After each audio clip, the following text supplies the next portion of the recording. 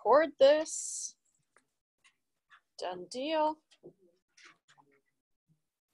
And ta-da. Okay. So if you're looking at your term schedule, we're still on track. I know, impressive, right? 4th day in and I'm still on track. I'm as surprised as you are. So today I'm going to try to squeeze out all of chapter 2, so 2.1, 2.2, and 2.3. It's just kind of a fun graphing chapter. I do it because I think it's a fun concept. It's not something that we'll see on the final, but I will make you do it on test 1. Okay? So this is kind of more for test 1, but if you don't like it, don't worry, it won't be on the final. So how's that for a deal? So how important could it be? Well, it's just for fun. Got to fill our days somehow, right? All right.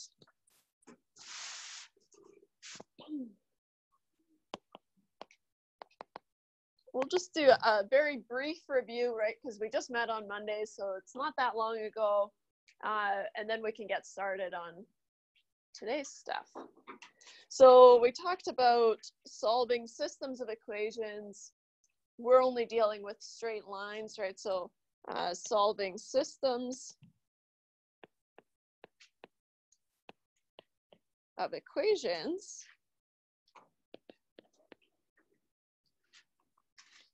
We talked about y equals mx plus b is the equation of a straight line.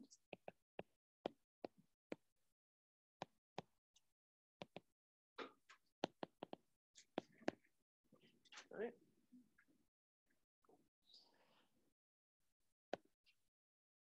That took a lot of time, right? We talked about different ways of solving systems of equations. I really only showed you how to solve by substitution, and that's what the method that I'll use.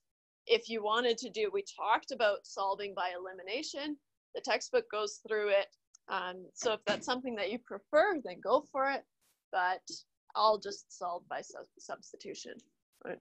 And so a lot of what we're doing today will be solving systems of equations. And so today goes together with last day.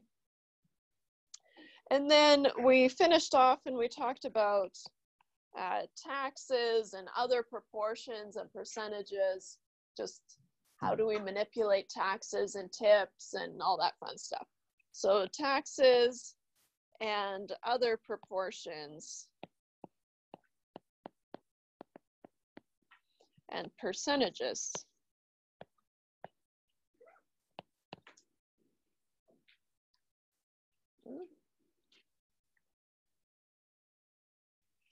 Any questions about that stuff before we get started on chapter 2?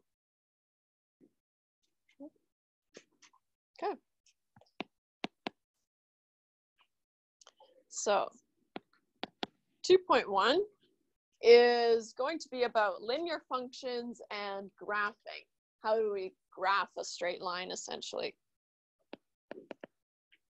Linear functions and graphing.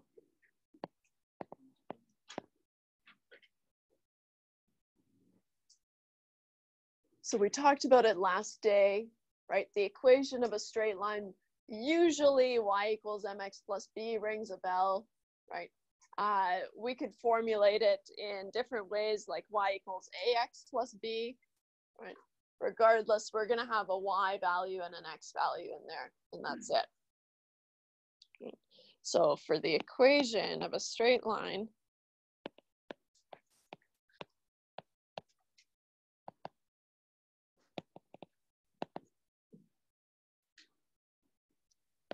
most common, we have y equals mx plus b.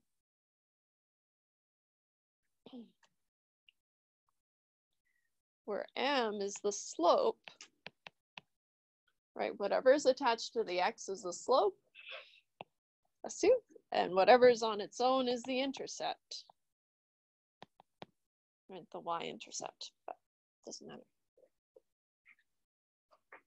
Or we could write something like y equals ax plus b. Or we could write something like y equals b naught x plus b1. Depending on what field you're in, lots of fields deal with straight lines, and so they have their own favorite straight line formula. But in the end, right, these are all the y's are all the same, right? And the x's are all here. And whatever is attached to the x is the slope, and whatever is on its own is the intercept. Is it showing up better color? No, not really. It's a nice pink that I drew there, but you can't see it. A little bit. Ouch.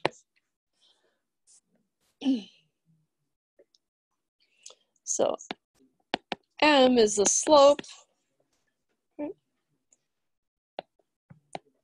The slope is whatever value is attached to x.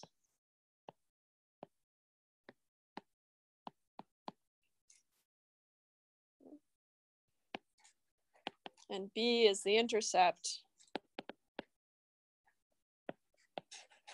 which is whatever value is on its own.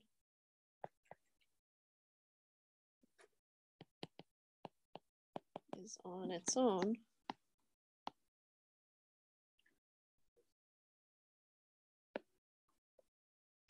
What do we mean by intercept? We mean this is where the point, right, that this line crosses the y-axis. Right? So essentially, when x is 0, y is this value. So the intercept is where the line crosses the y-axis.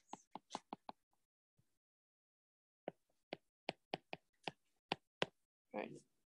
When x is 0, that's when it crosses the y-axis.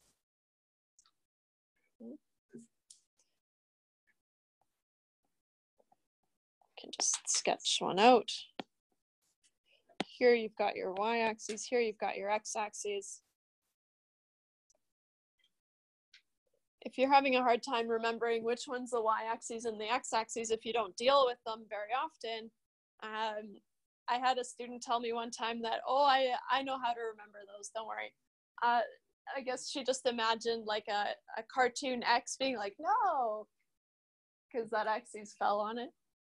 Anyways, so however you need to remember it, that's the x-axis and that's the y-axis. But I think that was pretty cute. No, that's the x-axis. So if we have a line, looks like this. This point here would be your intercept. Right. Where x equals 0. And we saw last day, right, whenever we have an equation with just an x and just the y, right, so no y squareds or x squareds or anything like that, right, we can rearrange the equation to be in the form of y equals mx plus b. And we did that last day. So whenever we have an equation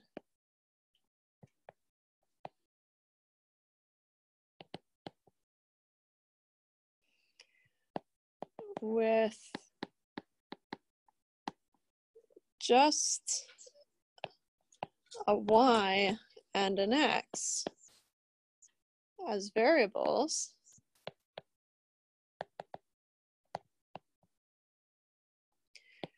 we can rearrange it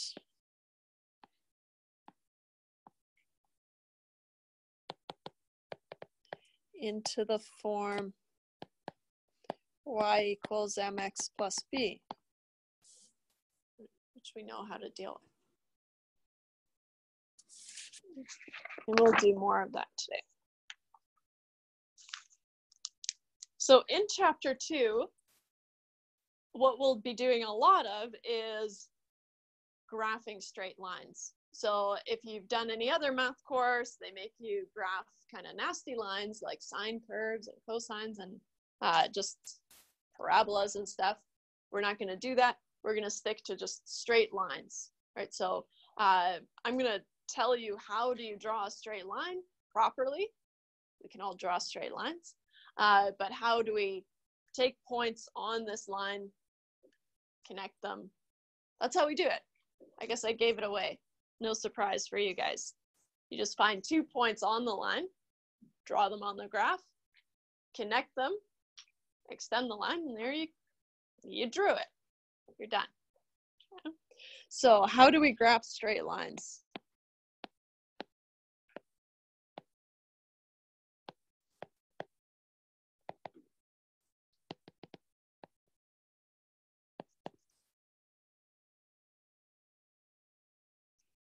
So given a linear equation,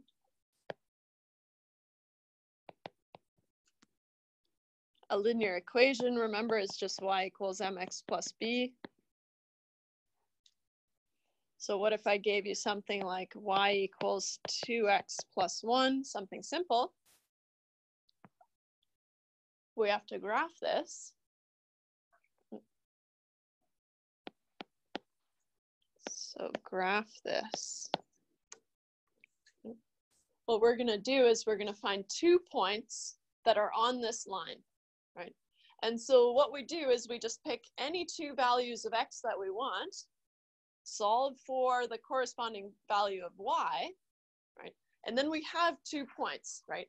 An x and a y coordinate and an x and a y coordinate. And then we can plot those, and then we can connect the dots, and you're done. Okay. So we need to find 2 points on the line. We need to find 2 points on the line. Okay. And then use a straight edge to connect them. And then use a straight edge to connect them.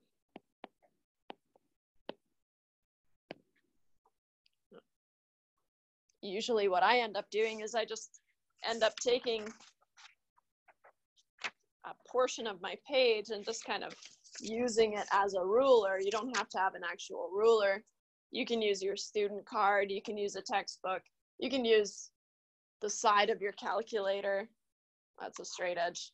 Doesn't have to be perfect, right? Just kind of something to connect these dots. Okay. So as far as step-by-step instructions go, number 1, I think the textbook makes you do more than 2 points. You really only need 2 points on a line. I think they say go for 3 or 4 even. I see no point. You only really, pun intended, see no point. I only think you need 2 points. You only need 2 points. So step number 1, make a table of at least 2 values of x.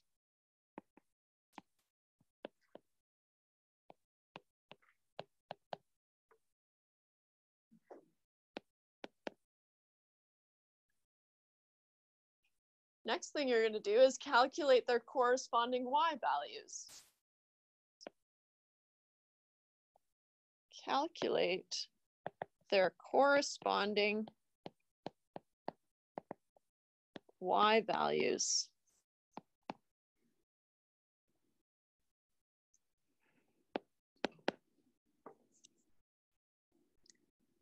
Once you have these xy pairs, right, they're also called ordered pairs, you're going to plot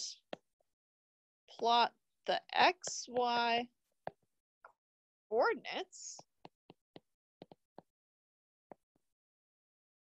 These are also called ordered pairs on a graph. when I make you do this on test 1, I'll give you the graph that you're going to use, right? So you'll have the grid. For these examples that we're about to do, we're just going to sketch out the grid, so it's not going to be beautiful or anything like that, but it's going to give you the idea. Okay. And then last step is to connect the points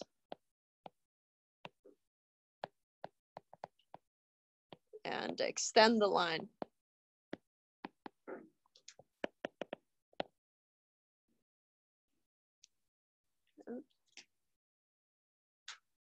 So if we're graphing something little like,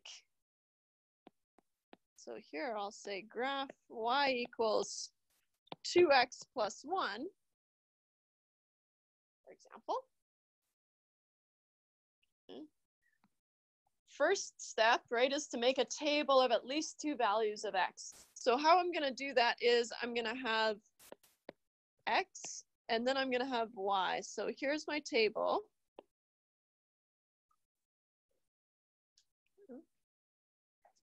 And remember, y is 2x plus 1.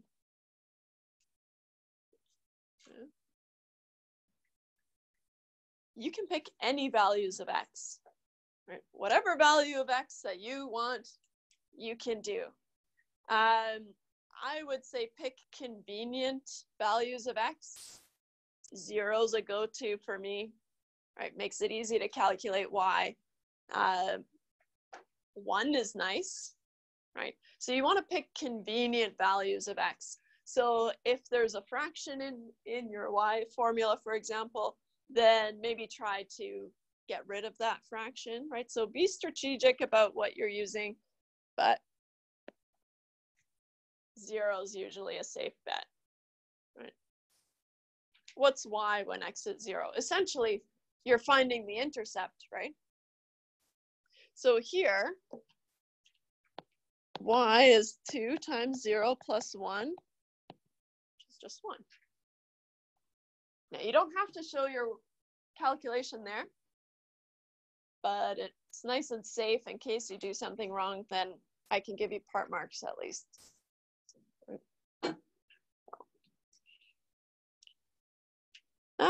What's another convenient value of x? Let's just use 1.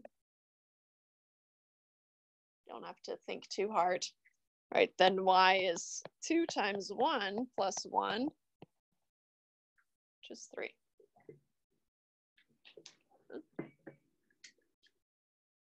So now, in terms of these points, right, I'll just do a slightly different color here.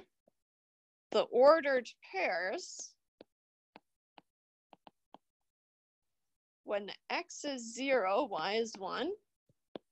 And when x is 1, y is 3. I like to just jot those down in that way, just so it's easier for when I'm graphing, but it's not something you have to do. Okay. So now, we'll just draw a fake graph here.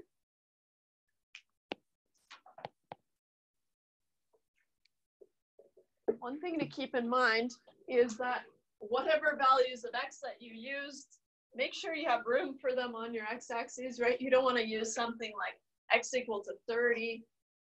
That means you have to extend your axes all the way to 30, right? So I like to keep them kind of reasonably close to 0. Not too close if your values are really big. I know, it's just kind of like, ugh. Close, but not too close. So first thing we know, right, if we have 1, 2, 3, 1, 2, 3, etc. Our first point that we found was 0, 1. Right, so when x is 0, y is 1. So this point here is 0, 1.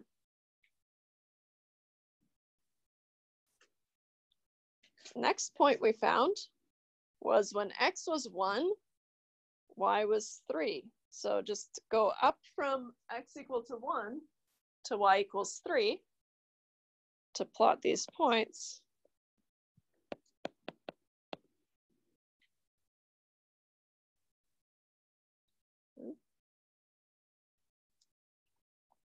And now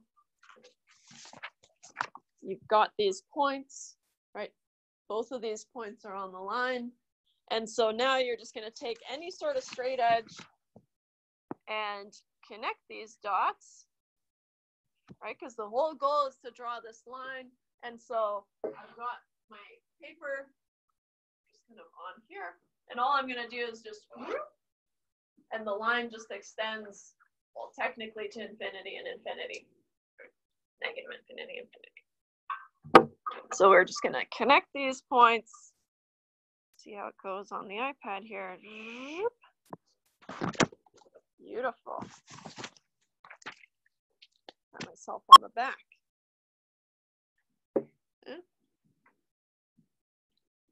So this, now we've drawn the line y equals 2x plus 1.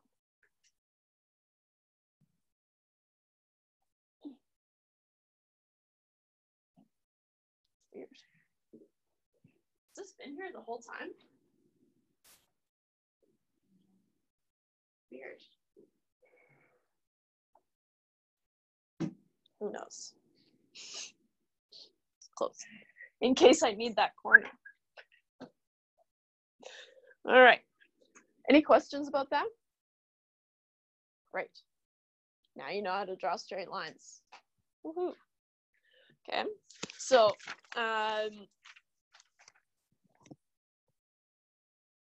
let's do another one. Example 54 says, sketch the graph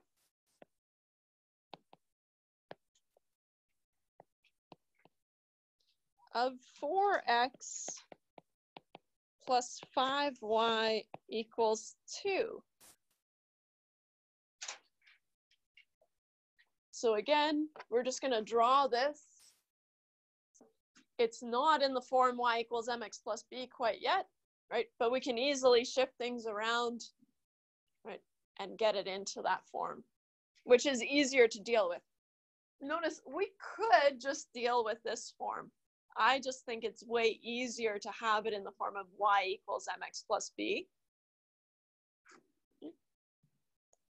So first thing we're going to do is we're going to solve for y to get this into y equals mx plus b form. So I'm going to take 4x plus 5y equal to 2. So I've got 5y. I'm trying to solve for y here. So 2 minus 4x. Move that 4x over to the other side. And then I'm going to have to divide both sides by 5. So we've got y is 2 minus 4x over 5.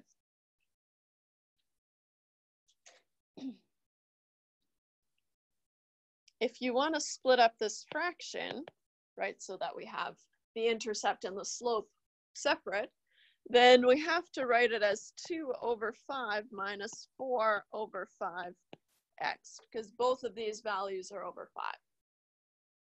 So just be careful there.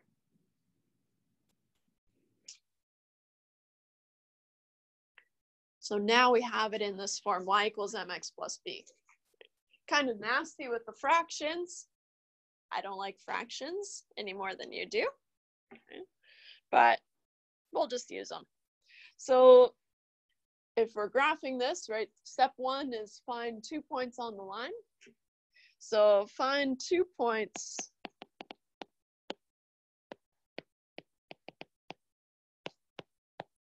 on the line. So again, I'm going to set up my table, x and then y equals 2 over 5 minus 4 over 5x.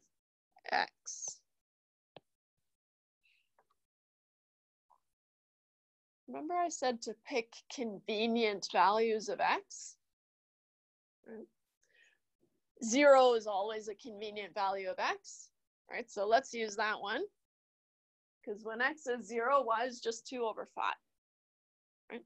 So y is 2 over 5 minus 4 over 5 times 0, which is just 2 over 5. Right? Or if you want to convert it to a decimal, that's fine too. 0.4. For this section, I would probably just convert stuff to decimals. We don't have to be so picky about keeping the whole fraction.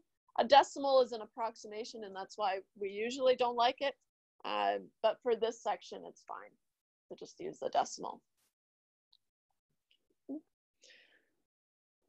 A convenient value of x here would be something that cancels this 5, right? 5 is nice. Right?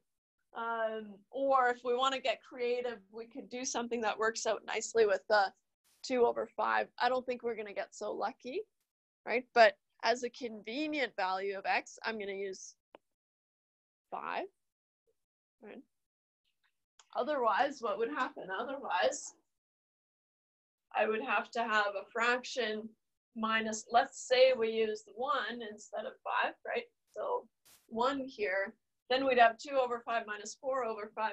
At least they have a common denominator, right, which we talked about. If we're adding or subtracting fractions, we have to have a common denominator. But let's just use 5, and then one of these fractions will go away. So we've got y equals 2 over 5 minus 4 over 5 times 5, which is, and here I'm just going to go straight to decimals because it's easier to think about, 0.4 minus 4, which is negative 3.6.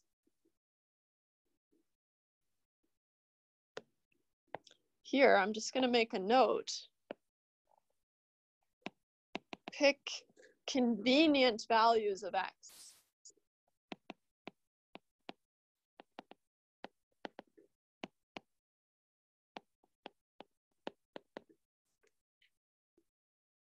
And again, you can pick any values of x. Whatever value of x that you want to use is fine. They're all going to be on this line, right? And so it doesn't matter which one you choose. So as far as our ordered pairs go, right, we're at 0 and 0.4 and 5 and negative 3.6. Got a little tight there.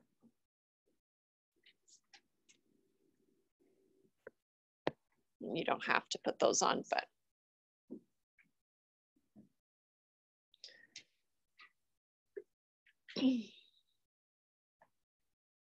so as far as my line goes here, right, my x's go between 0 and 5. So I have to have enough room on my x-axis to at least accommodate those 0 to 5.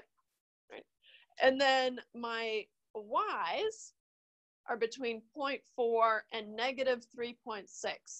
Right, so I'm going to be moving downwards. So in terms of figuring out my axes here,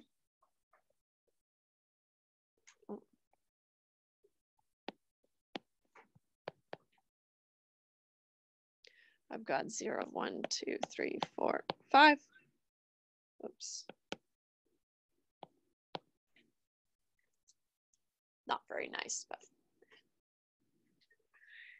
here I'll do 1, negative 1, negative 2, negative 3, etc.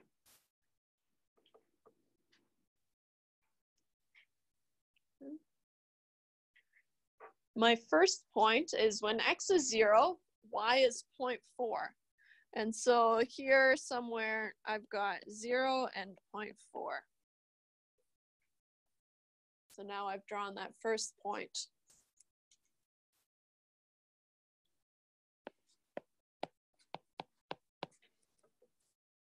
My next point is when x is 5, y is negative 3.6. So to help myself out here, I'm just going to kind of do an imaginary line here. dot, dot, dot, dot, dot. And then at negative 3.6, here I'm at 5, negative 3.6. So like I said, when you have to do this on a test, I'll give you the axes, because that's a lot of work figuring out, okay, how many x's do I need to accommodate and how many y's, which direction am I going in, right? And so I'll just give you where you're supposed to draw these, and then you just have to find the points and plot them and connect them. So now we have our 2 points. I'll take my straight edge, connect them. Nice.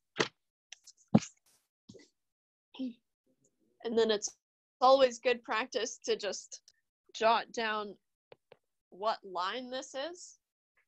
Y equals 2 over 5 minus 4 over 5x is the line we just drew. And here, just looking at the slope, right? And this is kind of like a check-in point. Right here, we've got a negative slope. What that tells us is that we'll have this downward relationship, right? So if you have a negative slope, you have to make sure that your line is actually going in a negative direction, right? Whereas if you have a positive slope, then you're expecting your line to be going upwards, right? So here, just in general, something like this is a negative slope.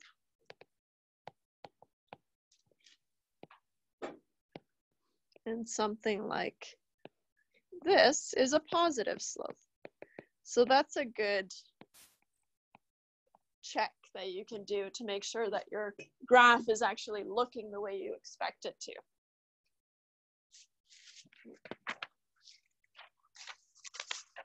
Any questions?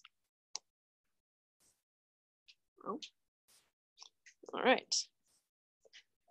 So next thing I want to talk about, we've already talked about them. We just haven't called them functions, right? So I want to talk about functions. How do we use them? We've already used them, right? This here, y equals 2 over 5 minus 4 over 5x is a function. Okay? Y is a function of x, right? So we put in a value of x and we get a value of y. Okay? But let's just develop some terminology around it. So functions take a value of x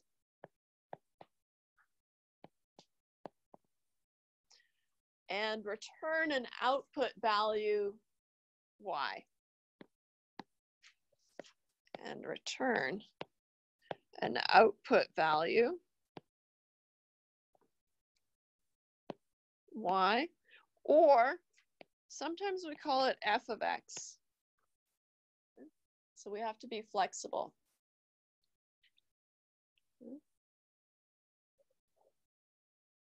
F, just a function, right? F of x is a function of x. So not that crazy. So I want you to read f of x as f of x. In general, if you have something and then brackets following it immediately, that is a function, okay? And how you're going to read those brackets is of.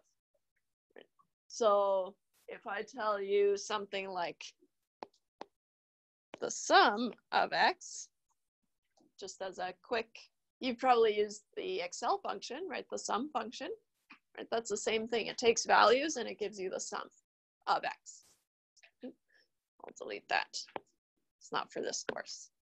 right? But it's the same idea. So whenever you see these brackets, you're going to read of. And even though I have an undergrad in math, it took me a while to figure out that y and f of x, they're interchangeable, right? So they're all the same. And I think it was in my first year that I was like, yeah, but how do you know which one to use? And then I think halfway through the term, I was like, oh, they're the same. Okay, got it. So I'm going to make a point of telling you guys that y is the same as f of x. And in our case, right, in this course, our y's are all going to be straight lines, right? So we'll only deal with straight lines, except briefly for like 5 minutes later on. And then we'll come back to straight lines.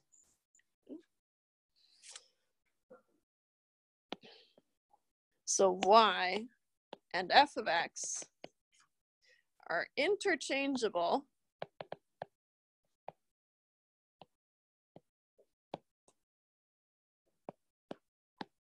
as y requires a value of x,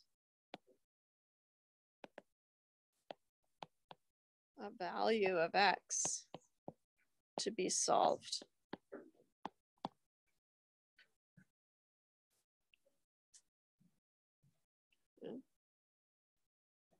So really, if we have something, so if f of x is 2x plus 1, we've seen y equals 2x plus 1. Now we're seeing it again, right? But in the form of f of x is 2x plus 1. Then find f of 2. F of 2 is just, oh, I wrote it all sloppy, but here. F of 2 is just find the value when x is 2, right? Which we were already doing in those tables, right? We were saying, okay, I'm going to pick x is 0, find the function at x equal to 0, pick x equal to 1, find the function when the x is 1, right?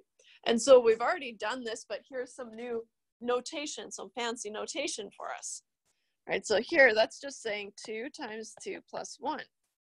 So f of 2 must be 5.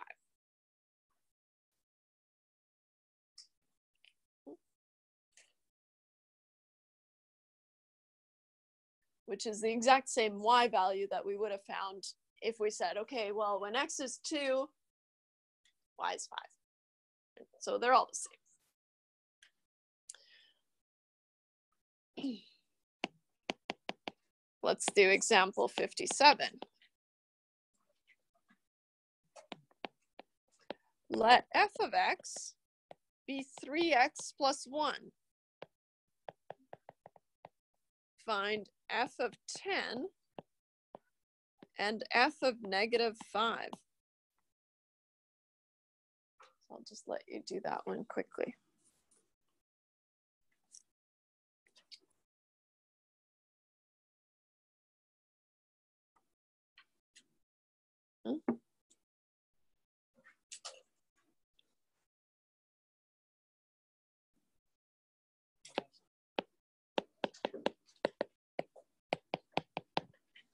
I like to start with just my bare bones formula and then plug in my values after that, right? So f of x is 3x plus 1, so f of 10 is 3 times 10 plus 1, which is 30 plus 1, which is just 31.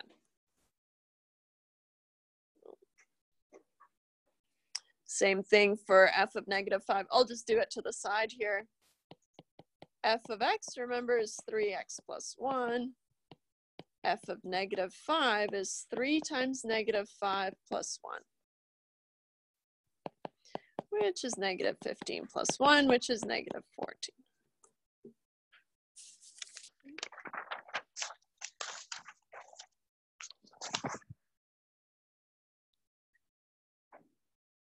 Any questions about that one?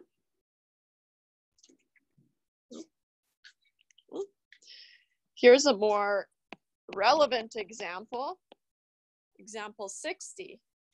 So we'll be seeing profit functions later on in the course, okay?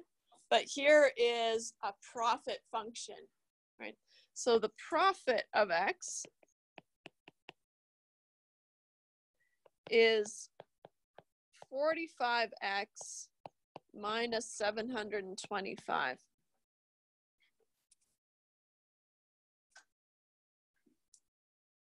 Okay, so now we have this profit function. Part A, we might ask, what is the profit when x is 50? What is the profit when x is 50? Right. You know your profit function, say you sold 50 items, x is the number of items sold, then the profit of 50, I'll just say the profit of x is 45x minus 725, and then the profit when x is 50, the profit of 50 is 45 times 50 minus 725, which is 2250 minus 725, which is 1525.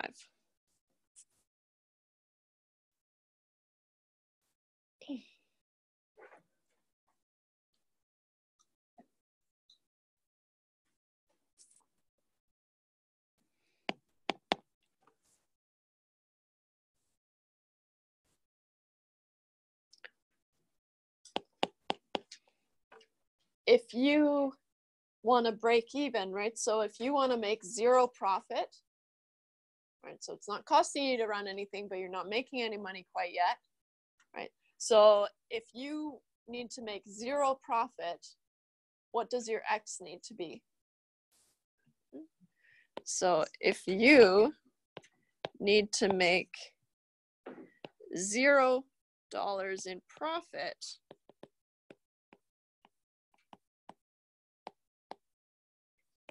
what does x need to be?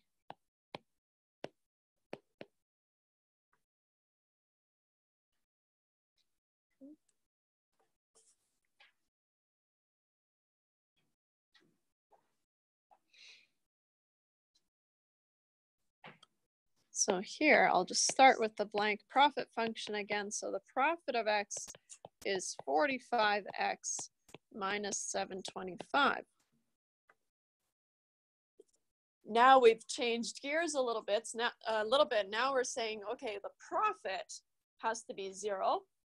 What does x have to be to make that happen? Right, so now we're saying the left-hand side has to be 0. We're forcing it to be 0, and then we'll be able to solve for x. Right? So 45x minus 725. If we want to get x on its own, right, we're going to add 725 to both sides. So we get 725 is 45x. And then here, I'm going to do a quick switcheroo, right? Because I'm solving for x. I like to have whatever I'm solving for on the left-hand side. Right, so I'm just going to... So I'm going to have 45x is 725. That's the same, right? I've just switched it over. And now to solve for x, I can divide both sides by 45. So 725 divided by 45. So x must be 16.11 repeating. Right. For me to make no profit, but also not losing any money. Right. Yeah. Oh, it's repeating.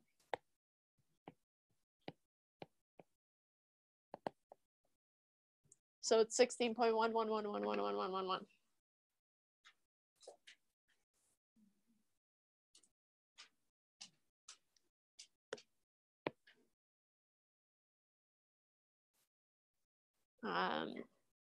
So you have to put in at least 16.11 repeating X's to get zero profit. What does that mean if you have less than 16 for your X?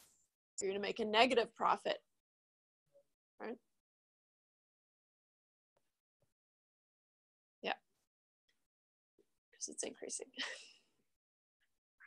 Okay, so you're losing money if you're putting in less than 16.11 X's. How about C? If you want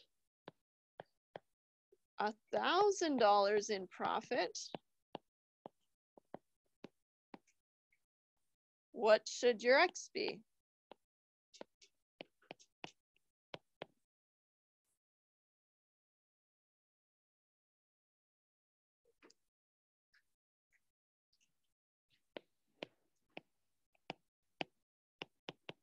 Profit of X is 45X minus 725.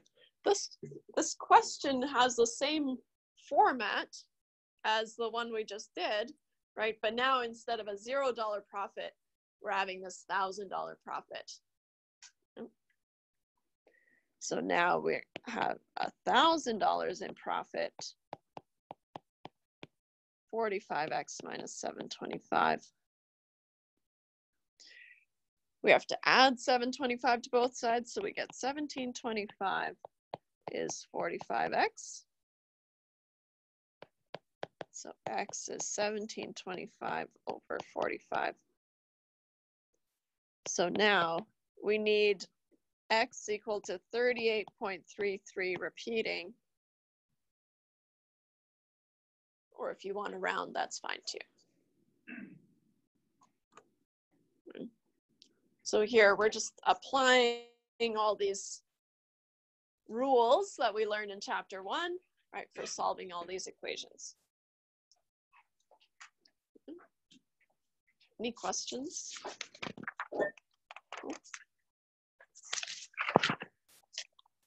So let's talk just briefly about functions. You might remember talking about functions in the past in some other math class. And what's a function without the domain and the range? We have to talk about those. It's not something that I'm gonna go into a lot of detail of. I'll leave that for other math courses, but we do need to talk about it. So the domain of a function is all possible values of X, right? So it's just a list of the possible values of X. Or usually what we do is we say, X can take on any value except these, right? And so exclusions. But the domain of a function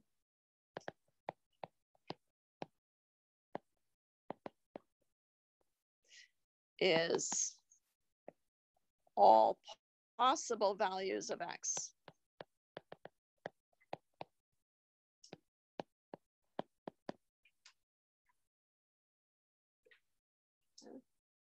Now, it can be difficult to figure out what values are not in the domain, but there are some key things to keep an eye out for. And the only two that will come up in this course is if a value of X results in, first one, division by 0, right? We can't divide anything by 0. You can try it on your calculator. 1 divided by 0 gives you an error, right? It doesn't exist. And so we can't divide anything by 0. So division by 0. So if there's a value of X that generates something that will make you divide by 0, it's not in the domain, right? So you have to pull it out. Similar thing, is if a value of x gives you a square root of a negative number that also doesn't exist, right? You can, again, you can try it on your calculator, 2 negative and then square root. Error again. So the square root of a negative number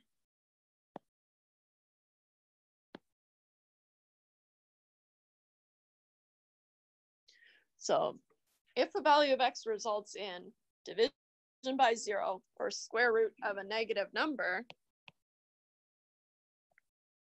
that value of x is not in the domain.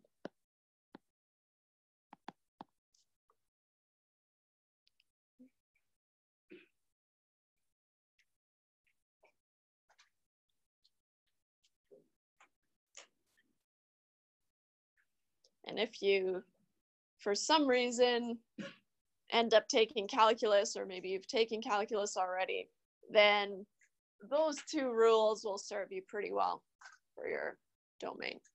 Right? There's other things to keep an eye out for, but those ones are going to come in handy. Right? So the range is all possible values of y, right? Or any output values that we can get from our x's in our domain. So, oops. The range of a function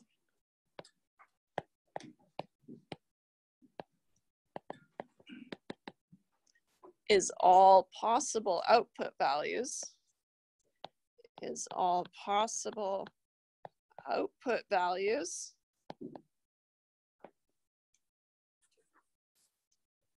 essentially values of y.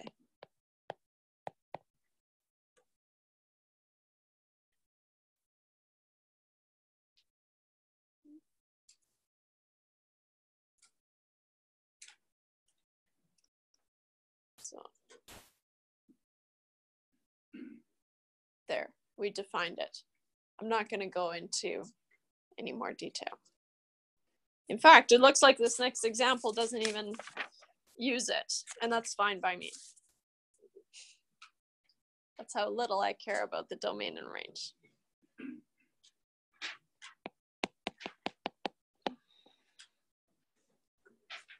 Let's do example 63. If we have a formula like the future value is the present value times 1 plus I to the power of n. Now, we haven't talked about any of these variables, so I'm going to define them. So where FV is the future value, and we don't get to these until a little bit later, I think maybe, I want to say chapter 4. Can't say for certain though. FV is the future value, PV is the present value.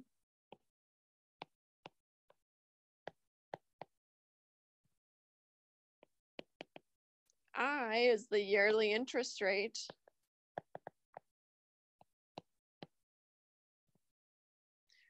And N is the number of years.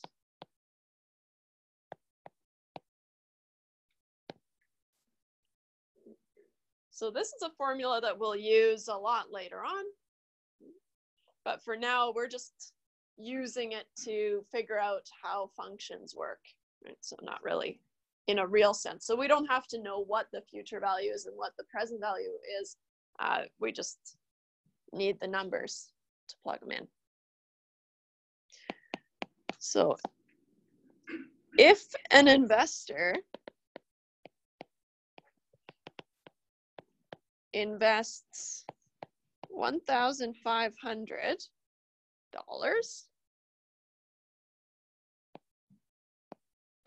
at a rate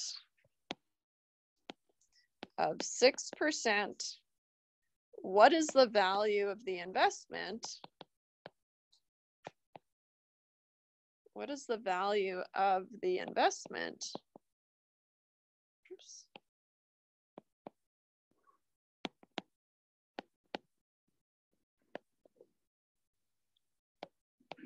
After 7 years. I think if you're following along in the textbook, they have 6 years. I thought it got confusing with the 6% and the 6 years. So I changed it to 7 years so that you can keep an eye on them. Okay. So here, okay, how this future value formula works is the future value, right, is after the amount of time, so after n years at this interest rate. If we've invested some present value, then we let it grow to some present or some future value. Okay. So the initial investment is the present value, and then the final kind of yield is the future value. Okay. So in our case, right, we've got the future value is the present value times 1 plus I to the power of n.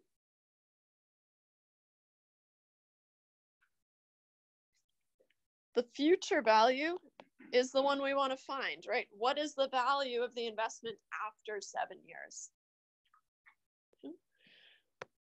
So we're trying to find the future value. The present value, so the amount that's invested is the 1,500 times 1 plus, and then here, I is the yearly interest rate, which is 6%. But remember what we said last day was, okay, if we have percentages in our math, we have to use the decimal, right? So 6%, we're going to use 0.06. 0.06 to the power of n, which is the number of years. In our case, we're letting it sit there for 7 years.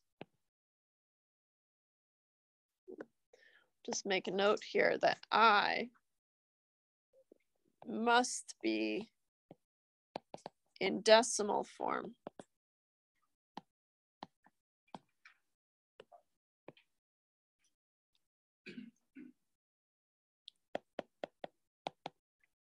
So if we're working this over with BEDMAS, right, we've got some brackets in here, so we're going to add those values inside the brackets. 1 plus 0.06, that's fine. Right, so first step, 1,500 times 1.06 to the power of 7. Now we've got exponents that we can deal with, right? The power of 7. So 1.06 to the power of 7. Future value is 1.06 to the power of 7. If you don't know how to do to the power of 7 on your calculator, so you're going to have the 1.06, that's your base, right? You're going to have that on your calculator, and then the y to the power of x button is the one you hit to say, okay, it's not going to show anything. That's the useless part of this calculator. It doesn't really show you if it's done something. You have to just trust it. So y to the power of x, and then 7. It'll show 7 on your screen, but then equals, and you should get 1.503630259. So we get 1,500 times 1.503630259.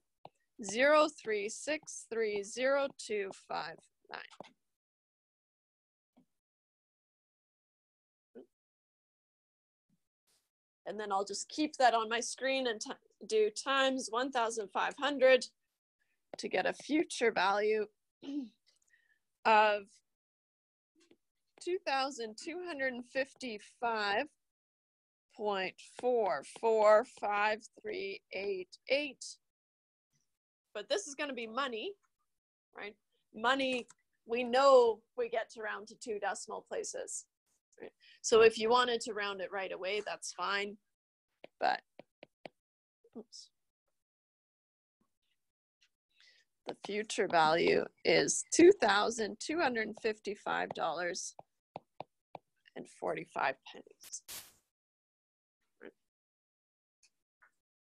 So if we've invested $1,500 at 6% for 7 years, we would have $2,255.45.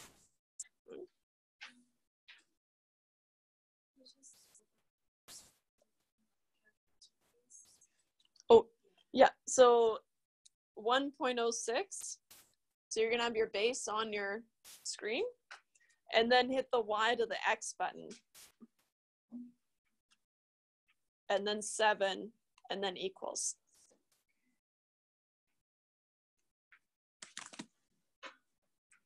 And that'll come up again, so it's good to get a handle on it. You've got the shortcut square button, right? X to the power of 2. But when you want something other than to the power of 2, you have to use the Y to the X button. Okay. So, any questions? Keep going. Got it. You got it. Bless you. Section 2.2 is supply and demand economics. So supply and demand economics.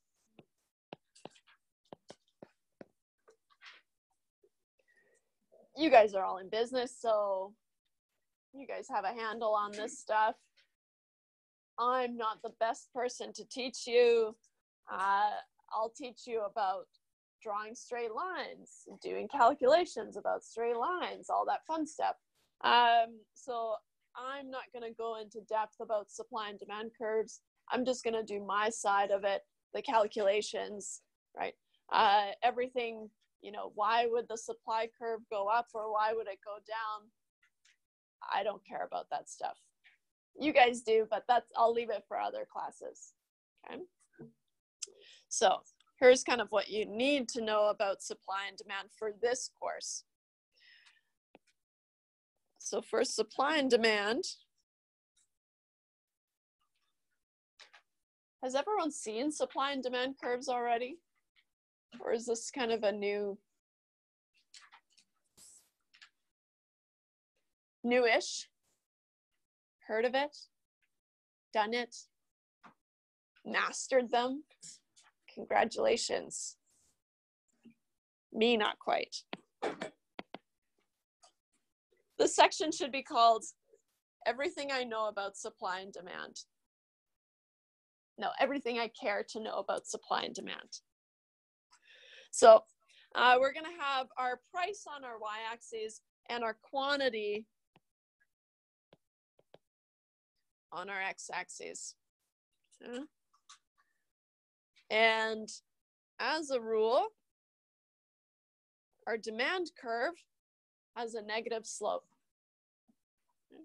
So we denote the demand curve with a capital D, and the demand curve has a negative slope.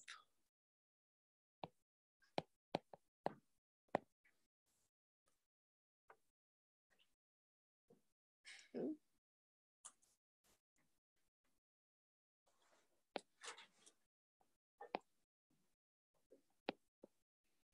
Again, price on the y-axis and the quantity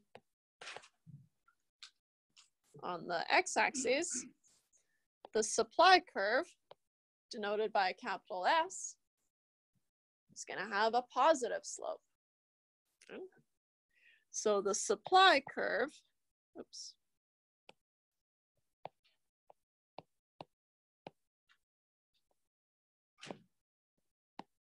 has a positive slope.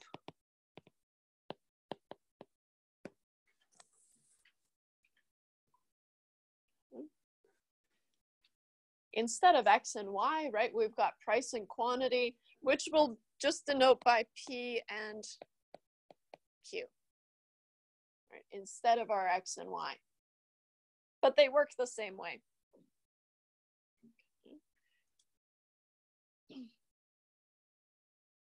So if you've worked with supply and demand curves, you know that we'll be concerned with this equilibrium point, right? That's a big deal.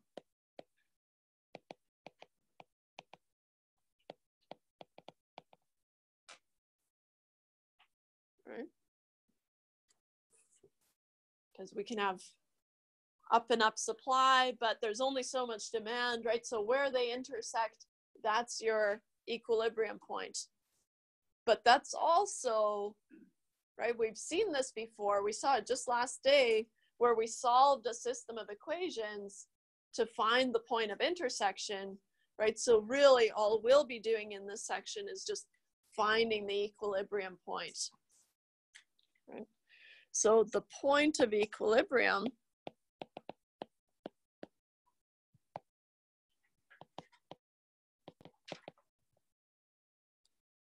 will be the point of intersection, will be the point of intersection.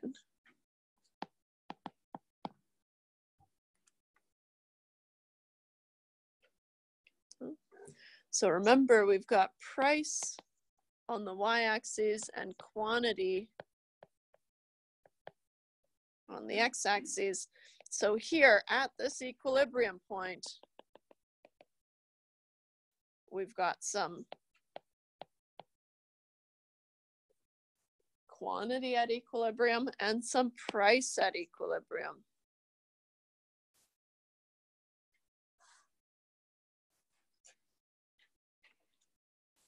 Like I just said, right, since the supply curve and the demand curve, they're both linear equations, right? So we'll be able to solve this system of equations to find the point of equilibrium. So since S and D, right, S standing for the supply curve, D the demand curve, so since S and D will be linear equations,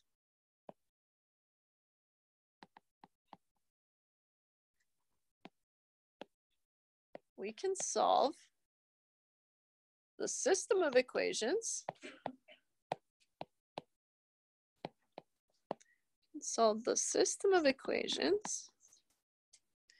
to find the point of equilibrium, to find the point of equilibrium.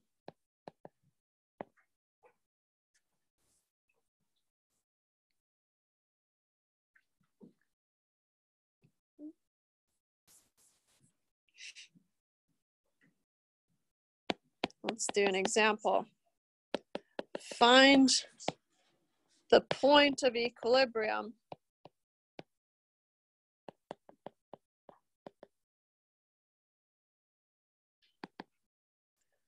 I'll give you the supply curve has the formula Q equals to 2P. So they'll be set up like this. And the demand curve has the formula Q equals 10 minus 3P.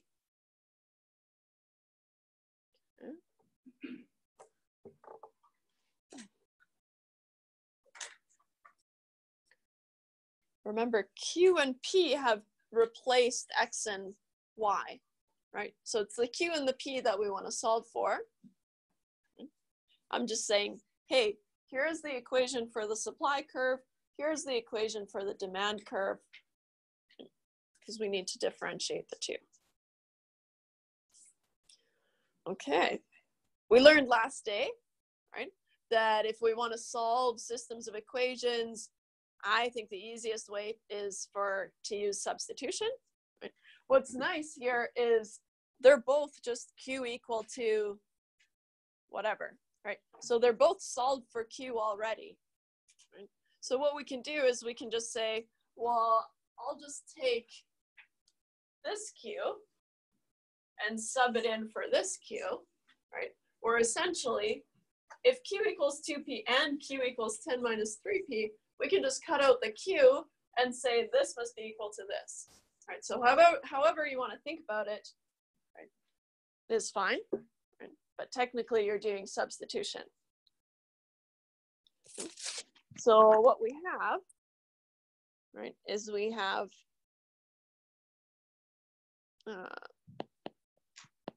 if we call this 1 and 2 instead, right, to use that same kind of notation that we used before last day, then I'm going to substitute 1 into 2.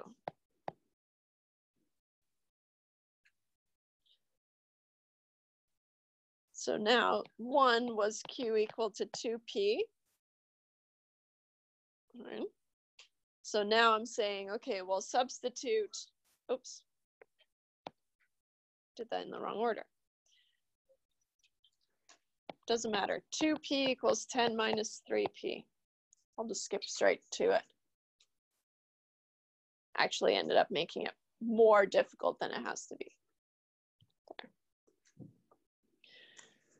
Now we only have P's to deal with, right? So now we can collect like terms, right? We can move P's to one side, numbers to the other side. And so we're going to move this 3P to the left. And so we get 2P plus 3P equals 10. So I have 5P equals 10. So P must be 10 divided by 5. P is 2. Of course, you don't have to show all those steps, but maybe show a few. Maybe 2 or 3. How about? Yeah. So now we know when price is 2, right? That's when we're at equilibrium. So now it's just a matter of finding, okay, well, what's Q when P is 2? So since Q equals 2P, right? So here, I'm just picking any value or any of these equations that I like for Q. They're going to be the same, right? I'll just pick the simplest one. So I'm saying since Q is 2P and P we just found had to be 2, and P must be 2, we can solve for Q equals to 2 times 2, which is 4.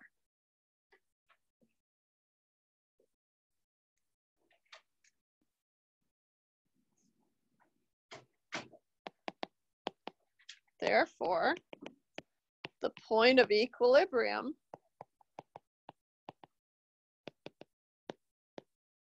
is when Q is 4 and P is 2.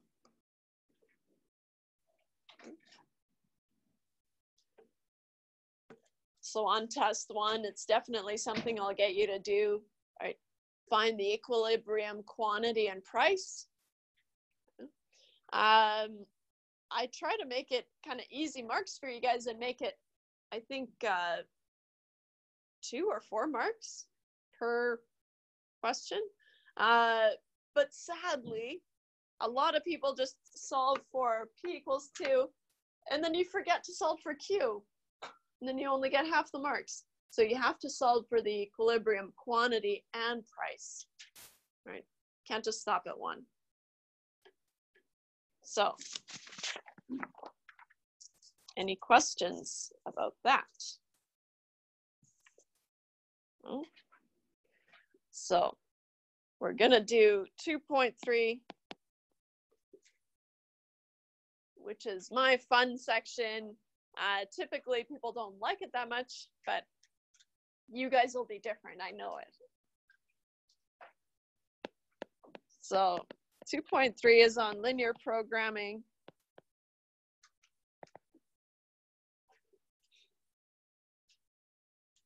Like I said, I'm cranking out all of chapter 2 today. We're gonna do it.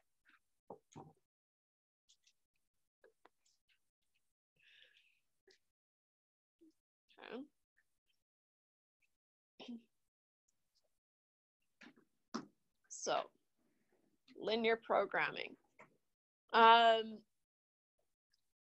I mentioned to you guys, right, that there's the Learning Center and there's the business math tutors. They're available for free. Some of them won't know linear programming because it's one of those topics that we can cover if we want to. So why are we covering it? Because I like it more than the other stuff that we could cover instead. So that's why. It's not that I'm covering more than everyone else, I'm just covering different than everyone else. And so if you need help with this linear programming bit, then, and you're finding that maybe those tutors aren't helping you that much, then just come see me or just ask me and we can get it sorted out. But I think you'll find it's pretty fun. So linear programming is, say you run a factory, let's pretend, right? And you have this profit function that you've developed, right? We saw a profit function earlier. And so you've got all these inputs and restrictions. So there's restrictions on how many man hours you have available, right? There's restrictions on how many machines you have in your factory, right? We don't have endless supplies of everything, right? And so linear programming is a way for us to put those restrictions on our profit function, right? Because otherwise our profit function might say, well, you should just be producing 1,000 things a day, when maybe you're only able to produce 3 a day, right? That kind of thing. And so linear programming, we're just going to do kind of a basic version. So some background here. We often have restrictions on our profit function. We often have restrictions on our profit function.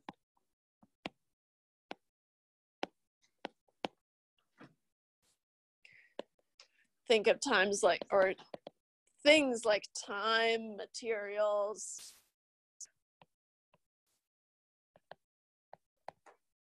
machinery, labor, etc. So all these things are constraints on how much we're able to produce and sell. So linear programming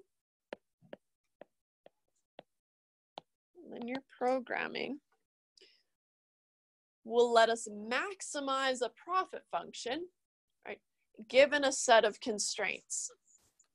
So linear programming will let us maximize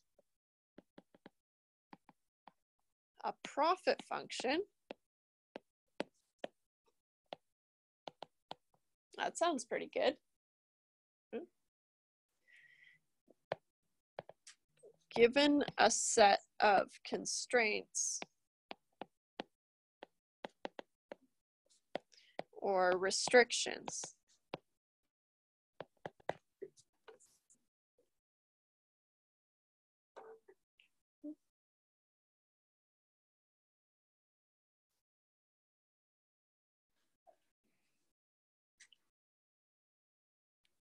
So what I'm going to do is we're going to outline the steps that we would do, right, and use. And we already know how to do all these things. We just haven't put them all together in one big flow yet. Okay? And then we'll do an example. Okay? So how do we maximize a profit function?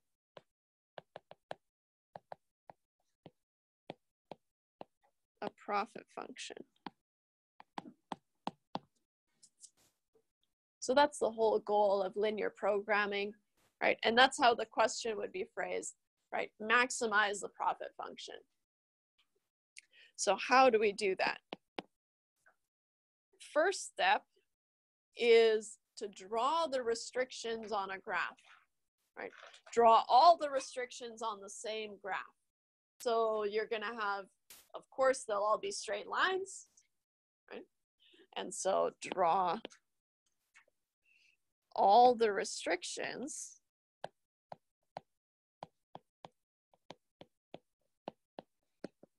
on the same graph.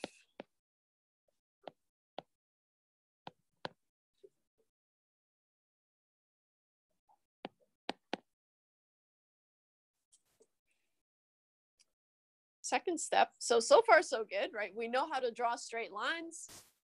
We can just draw straight lines all day, right? So far so good. Second step, we're going to shade the feasible set. Without knowing what that is quite yet, we'll just write it down and deal with it later. So shade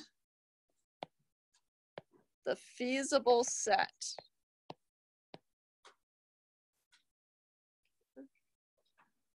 The feasible set is going to be starting from the 0, 0 corner, going out until you hit a line.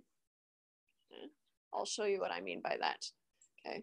The feasible set is just all possible values of x and y that we could put into our profit function. So you're going to shade the feasible set, which we'll come back to and talk more about. 3. Find all the points of intersection of your feasible set. So find all the points of intersection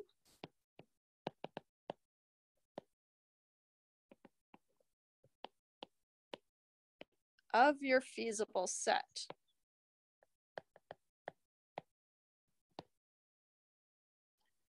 We know how to find points of intersection, right? We just did it.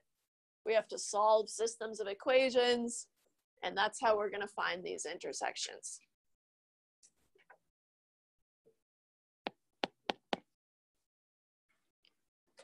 Once you have all these points of intersection, you're going to list them in a table.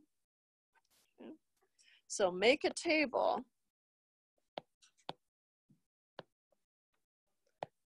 of all the ordered pairs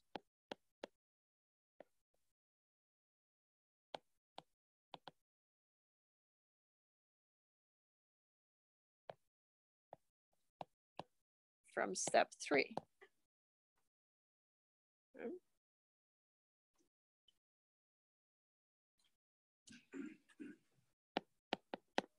Your 5th step, you're going to calculate the profit, right? So the profit function will be given to you. So you're going to calculate the profit from each of these ordered pairs. So calculate the profit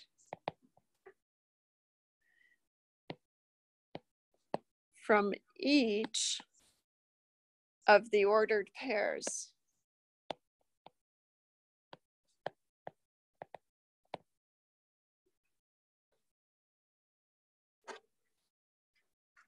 Finally, now you have the profit at each of these intersections.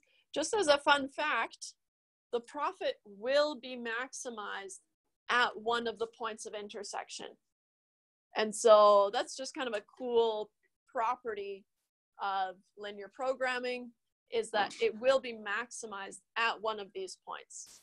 Okay? And so once you've calculated the profit at each of the intersections, the one with the highest profit is the one you should go with. Okay? And so the largest, right, I'll put in brackets, maximized profit is the optimal solution.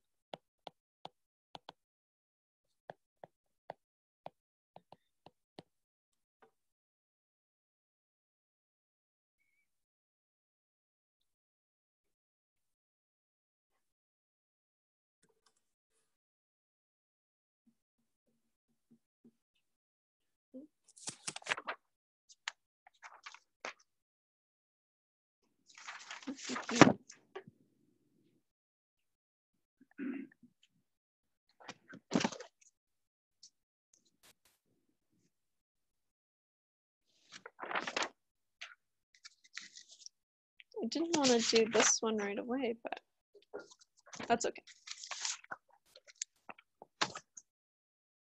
Since it's all fresh, we can start with a biggie.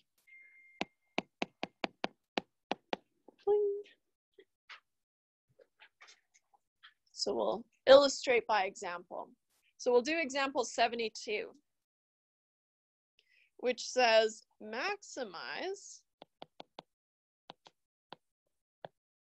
P is the profit. P is X plus 1.2 Y. Subject to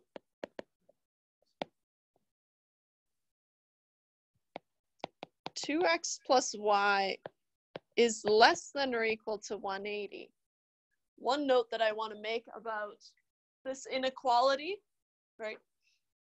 For what we'll be doing, you can just treat them as equal signs, right? I'll make a note about if you're multiplying or dividing by a negative number, right? The sign switches. I don't think that happens in this course. So it's not something that you have to worry about, but it is something that I have to write down. And so first condition is 2x plus y has to be less than 180.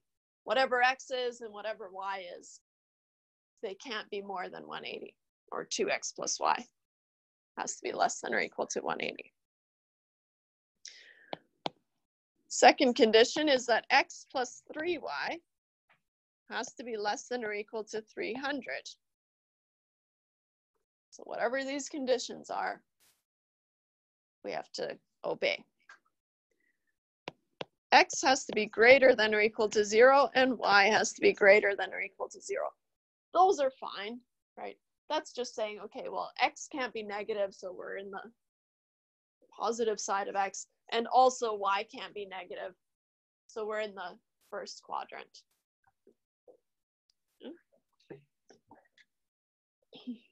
I'll just make a note here. We can treat the less than or less than equal to or greater than equal to as an equal sign.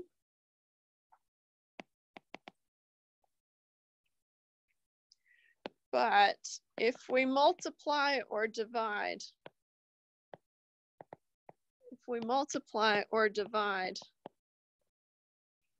both sides by a negative number, so it only applies for negative numbers. Both sides by a negative number,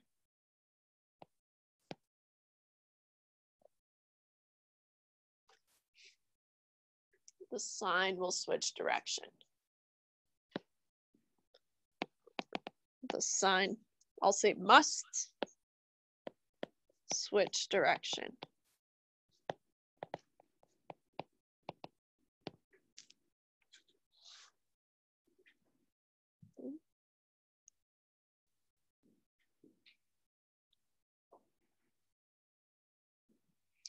So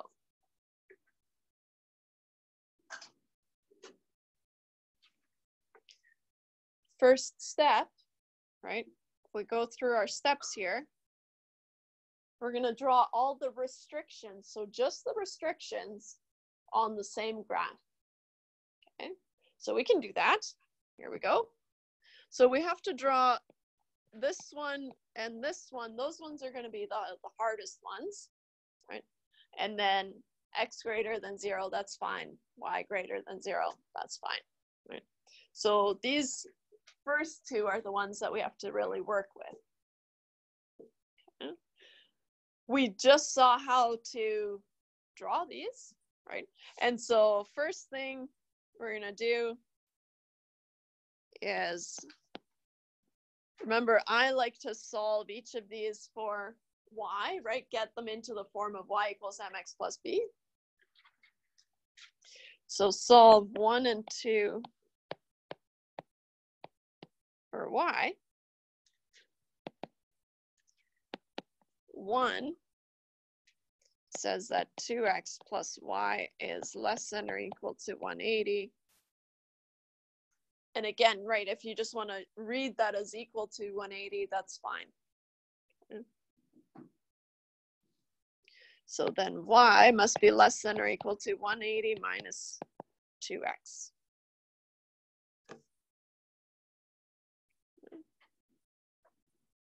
So far, so good. equation 2 was x plus 3y must be less than or equal to 300. Solving for y here, right? We've got 3y must be less than or equal to 300 minus x. And then y must be less than or equal to 300 minus x divided by 3. Again, I'm going to split these up just so I have the intercept and the slope kind of separated. So I'm going to write this as y must be less than or equal to 300 over 3 minus x over 3.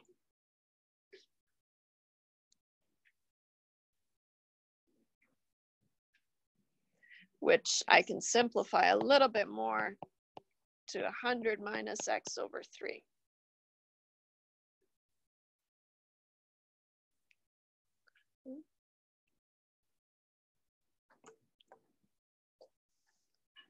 So now I have these in the form of y equals mx plus b.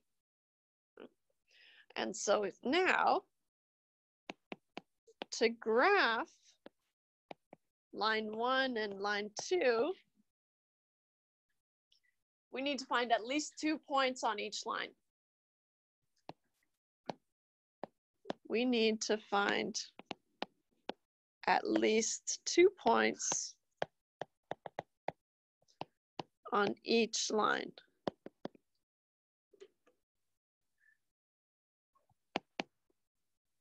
So number 1 was y is less than or equal to 180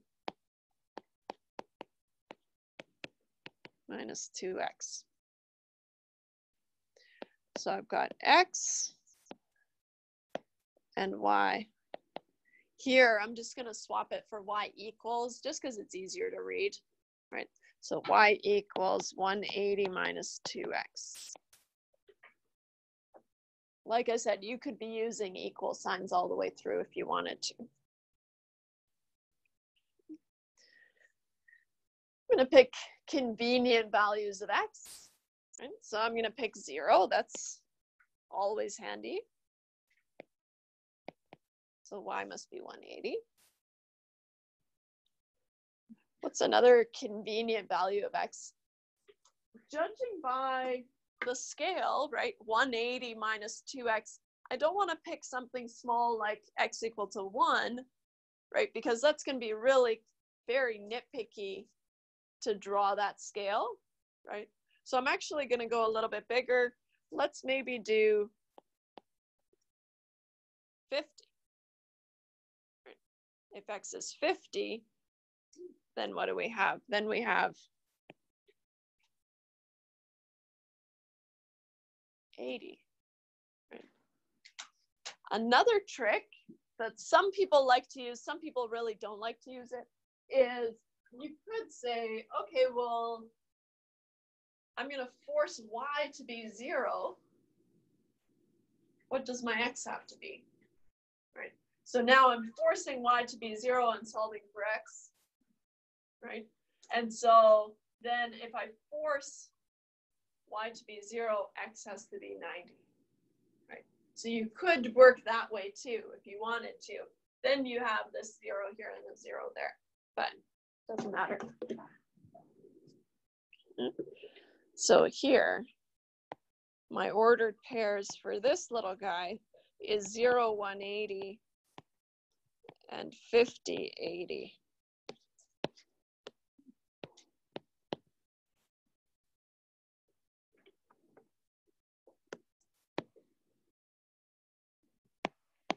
The second line was y is less than or equal to 100 minus x over 3.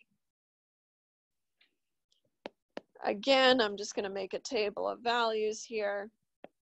Y equals 100 minus x over 3. And we're just going to pick, again, convenient values of x, right? So 0 is my go-to. If x is 0, y is 100. And then I want to be clever about this, right? Because x is being divided by 3. So I want to pick an x that's divisible by 3 so I don't have to deal with that, right? So let's say we do x is 30, right? Then 30 divided by 3 makes 10, and 100 minus 10 is 90.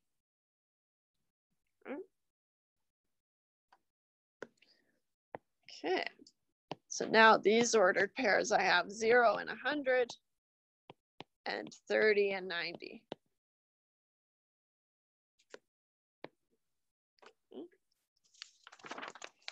So that's kind of where we started today. So nothing new under the sun, just different application.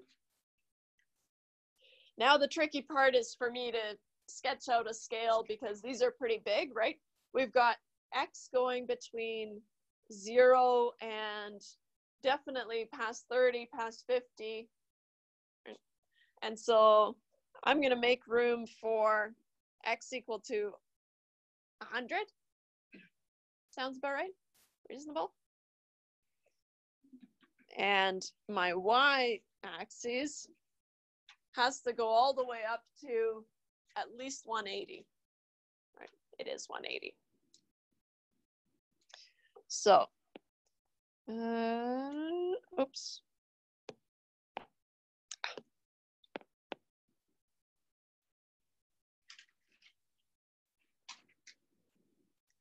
Let's see here. Maybe a little bit more.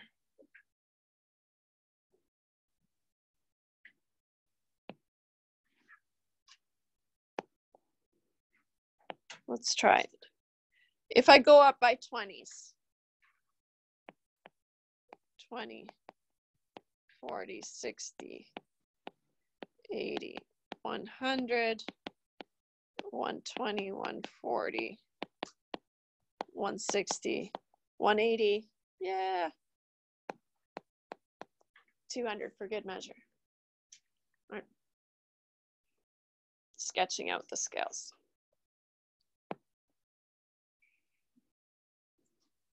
And here, I want to go to 100. So I'll go by 20s again. So 20, 40, 60, 80. A little bit tighter. 20, 40, 60, 80, 100. I'll do more if I need them. I won't. I've got it right here. Okay.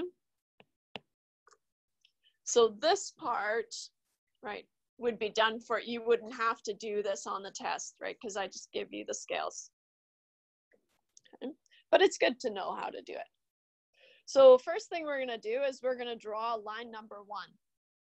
Right, so line number 1 has a point at 0, 180. So when x is 0, y is 180. So 0, 180. Second point, when x is 50, y is 80.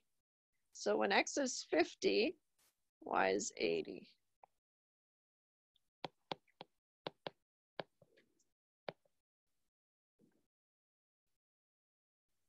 Now I've made up my scales, right? So this isn't going to be a very good graph, but it's going to do the trick. So if I draw this, right, the whole goal is to draw this line on this graph, connect those 2 dots, and then I'm going to make a note here that this was line number 1, which had the formula y equals, what was it, 180 minus 2x.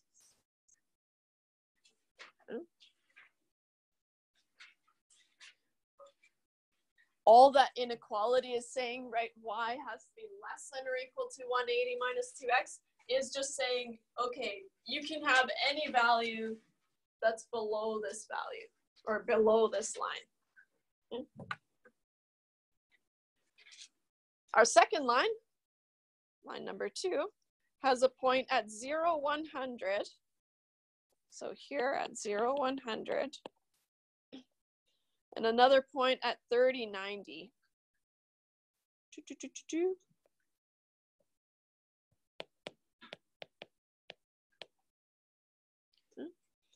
So again, you're just going to connect these dots and extend the line. Oh. Did not mean for that one to be so close.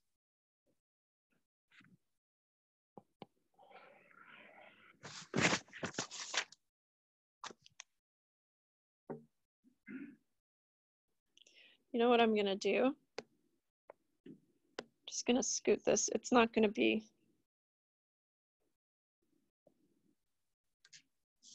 All right, good. I just don't want that 50/80 to be in the line of fire here. I'm trying to make it a little bit more obvious that they're not related. Sometimes that happens, so get clustered. Equation 2 was y equals 100 minus x over 3.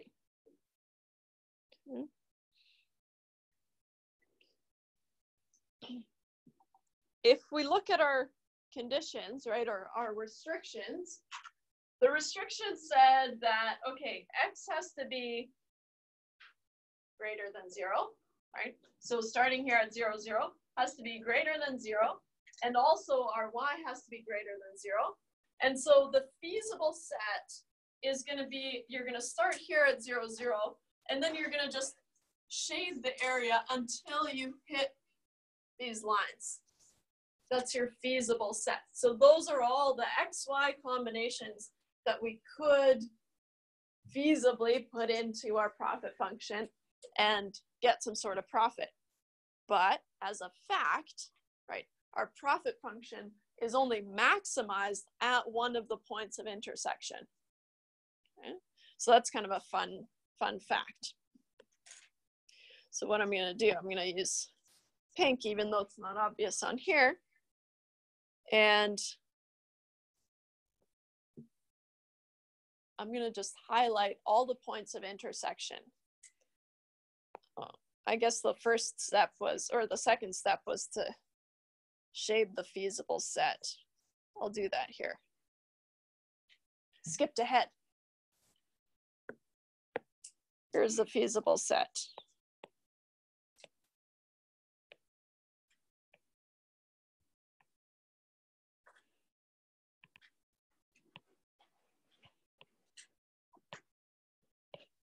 Trying not to make it too sloppy.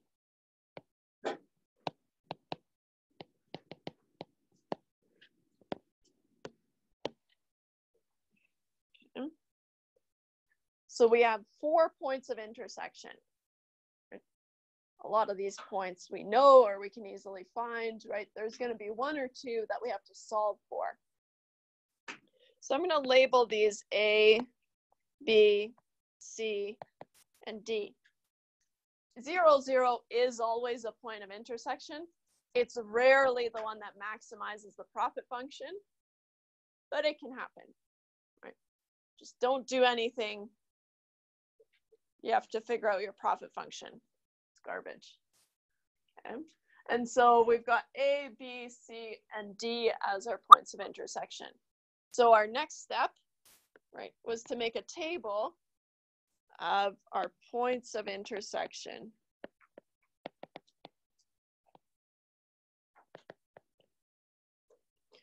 So we've got A, B, C, and D. Like I said, some of these we know already.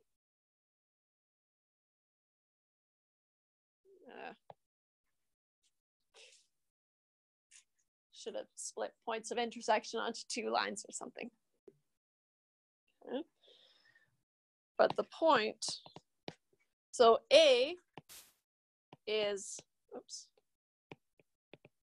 0, 0. We know A already. We already know B as well, right? B is 0, 100. C is the intersection of line 1 and line 2. We don't know what that point is yet, so we have to solve for it. But I find it helpful to just outline it like this to tell myself, okay, I need to solve for that one. So it's the intersection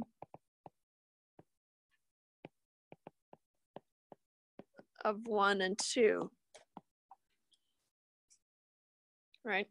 And that's why it's helpful if you're just drawing out the lines and you put on little labels for which line is which, right? Then it's easy to have a look and see what's going on. And then D is the intersection of line 1 and just like this axis, the y-axis is where x equals to 0, right? This axis, the x-axis, is where y equals 0, right? So it's the intersection of line 1 and y equals 0.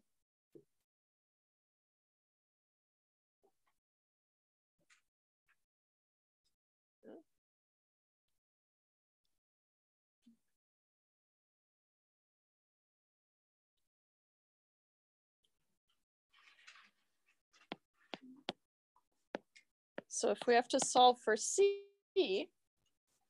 right, line 1 was 180, or sorry, y equals 180 minus 2x.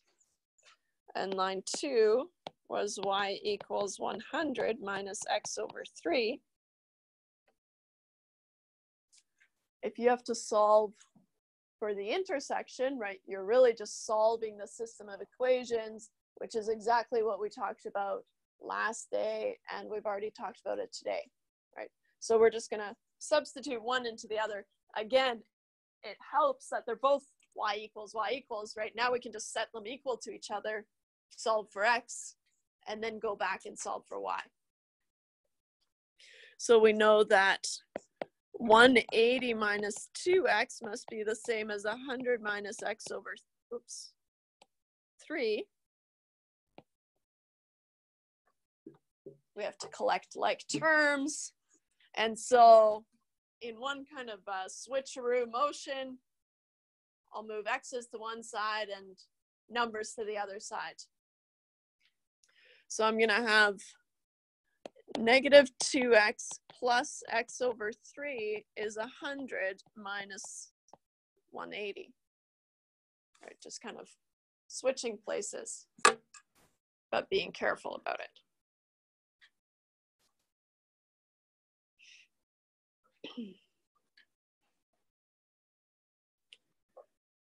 If we want to deal with the negative 2x plus x over 3, right, we've got a fraction in there, so we know we have to have a common denominator. And so we can just multiply negative 2x by 3 over 3. Right? So negative 2x times 3 over 3 plus x over 3 is negative 80.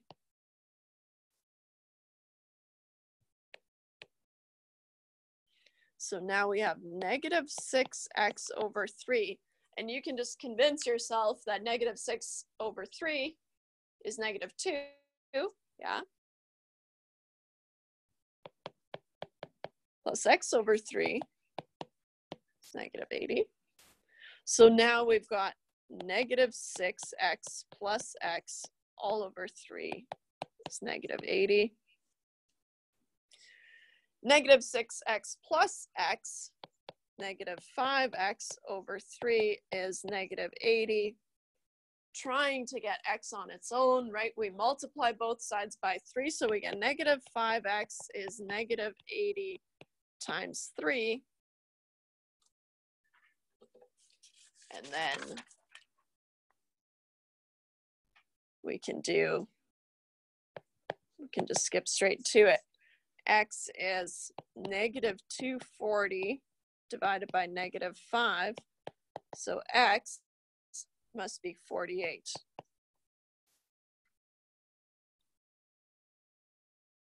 Picking up the pace a bit because I'm out of time. I'll just finish this off, right? Because now we have x, now we need to find y. So substitute x equal to 48 into either of the equations, right? Both of the equations have y equals, right? I'll just use one because it's the easier one. So one says that y is 180 minus 2x. So y must be 180 minus 2 times 48. 180 minus 96, which is 84. So C is at x equal to 48 and y equal to 84. So we'll finish that next day, but we got really close to finishing, which I'm pretty proud of. So nice work, guys. Any questions before we call it? No, let's go home.